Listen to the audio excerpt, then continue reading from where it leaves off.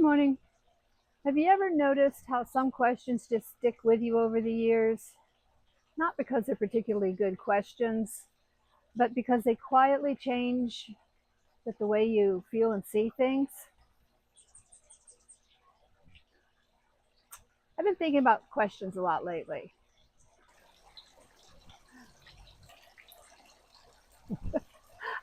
My hummingbirds, they're quite the fun. Anyways, where was I? Questions. So I've been thinking a lot about questions lately. Not the answers, but questions. Like many, I grew up believing that successful people had all the answers. They had good solutions. Now I think they had better questions. Hi, I'm Liz, and this is Groovy Happy You. And today I want to explore questions. When I've worked in education and when I was raising my own kids and just watching even kids today, it seems like we're growing out of curiosity earlier and earlier. Little kids, they start off asking just gazillion questions. The how, the why. Why is the sky blue? Why is the water wet? Just all of the curiosity that leads to the discoveries, that leads to the way that they make up the world in their mind and they put it all together. They aren't embarrassed at all by their questions. They're just curious. They're just there in the moment. They just want to know. They're so okay and comfortable working on their little zones of their own little genius. They grow up and they formulate therein the questions. And then at some point, some sort of bully or ridicule or something happens and they become embarrassed. We become embarrassed about not having an answer, not having the question.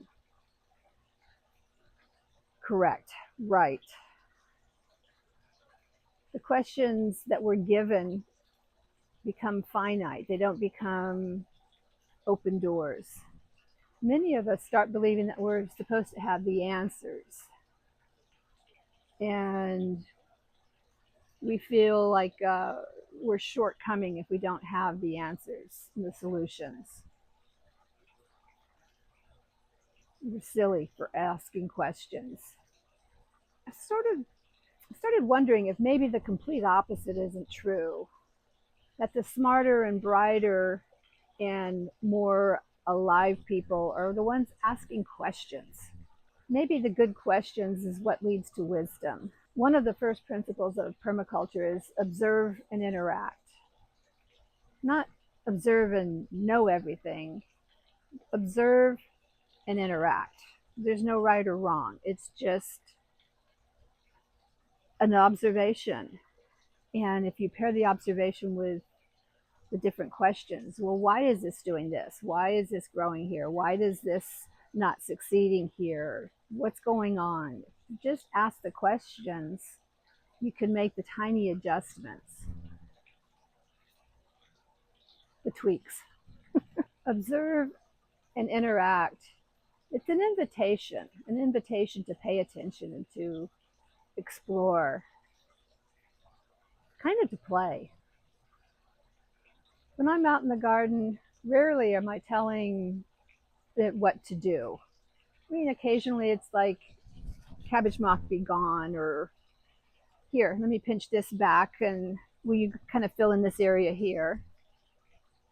But it's not me telling, it's mostly suggestions, except for the cabbage moth. I pretty much tell it where to go, but it generally ignores me.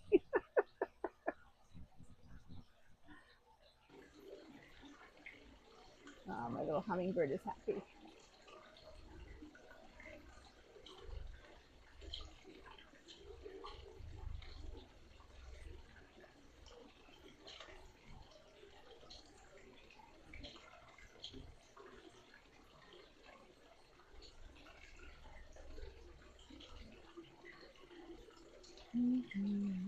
Mostly, though, when I'm out in the garden, asking questions, like, how did this tomato plant get here? I can pretty much guess that it was a volunteer. I can pretty much guess that maybe it came from when my compost pile was tipped over to fill some of the holes that came up when the oleander was ripped out. Or it could have been one of my neighbors spitting out a seed or a bird taking a crap. Who knows? But it leads to more questions like, why is it thriving here? What's going on here? Is the soil better than I thought it was? Maybe. Other questions I get in my garden is, like, why do the hummingbirds prefer this flower over that one? Why did that plant struggle while another one thrived, even when they're the same plant?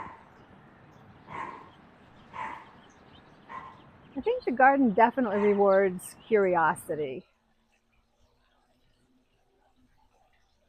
When I examine the questions and I look for the patterns, yeah, there's some definite rewards that can be had from that. I think life works that way too, not just the garden. Instead of asking, how do I get everything perfect? Maybe the better question is, what is this situation trying to teach me? Instead of asking, what's wrong with me? Maybe we ask, what do I need? Instead of asking, how do I fit in? Maybe we ask, who am I when I'm not trying to fit in? Good questions don't always give us immediate answers, but they change the direction that we're walking. They're like signposts. One of my favorite questions has become, according to whom? Yeah, I took a number of sociology classes, so any of you sociology people out there, you might recognize that one. According to whom?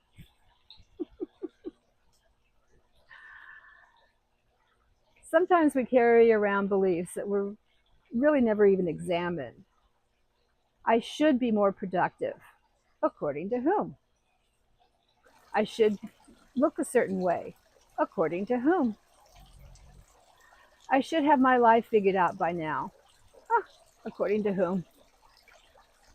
That one little question, it creates space, not to rebel, not to argue, but just to notice. And another question I've been carrying around lately, is this the life I want? Not because my life is terrible, but because I'm actually growing in the direction where it matters to me. I think it's a healthy question to revisit because our lives aren't static. And so that question definitely has become a signpost for me. As the seasons change, as we change, as policies and the world around us changes, it's easy to get swept up in the flow of all that's going on. But I think it's good and healthy to revisit that question because our ethics and our values,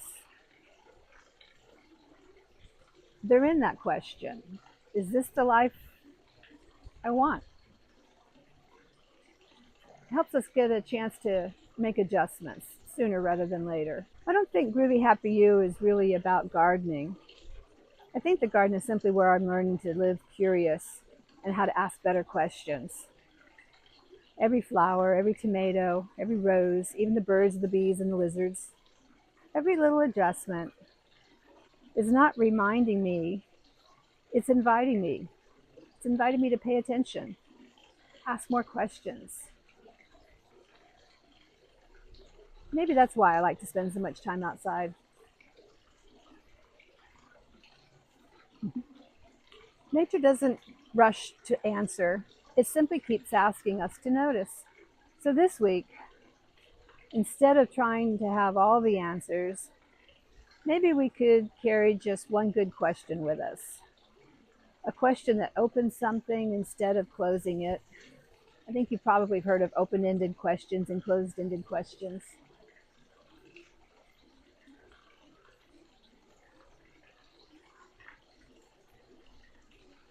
Maybe it's, what am I noticing? Maybe it's, what creates more life, more joy, more groovy moments? Maybe it's, What is this teaching me? Or maybe, just maybe, is this the life I want? And then sit with that question. Allow it the space to be observed. What are the feels? Good questions don't tell us exactly where to go or what to do. They simply point us toward somewhere we can pay attention. They're signposts. And sometimes that's enough. What's the question that's changed the way you feel the world? I'd like to hear that in the comments. Let me know. Until next time, keep growing your own groovy happy life. Peace.